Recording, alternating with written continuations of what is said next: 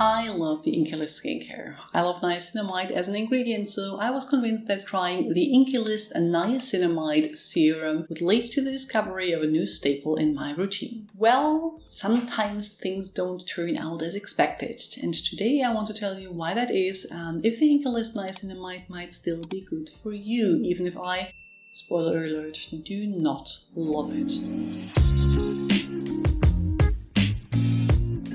If you're new here, welcome! I'm Dr. Anne, a physician passionate about skincare and well-aging. Helps control excess oil and redness, which is precisely what niacinamide is supposed to do alongside brightening hyperpigmentation, increasing skin hydration, and just being an overall good skincare ingredient for most skin types. It is a milky white liquid, a tad gel-like rather than watery, and without any noticeable scent. My main issue with it is the tackiness it leaves behind after application.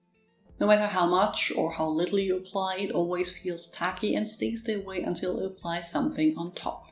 It also has a tendency to crystallize on the outlet of the serum bottle to a white crust, which isn't really an issue, but not aesthetically pleasing. Niacinamide can be used both morning or night, and despite the tackiness, I never experienced any issues with peeling when paired with sunscreen or moisturizer. My favorite way is to use it at night before my tretinoin, as niacinamide has shown to reduce the risk of irritation that comes with using prescription retinoids. Now, this is a lovely, soothing ingredient list, not only for the niacinamide, with 10% being higher than the recommended 5%, but usually tolerated well by most, but also with panthenol and allantoin for soothing, as well as radish root ferment filtrate for antioxidant properties, and glycerin as humectant.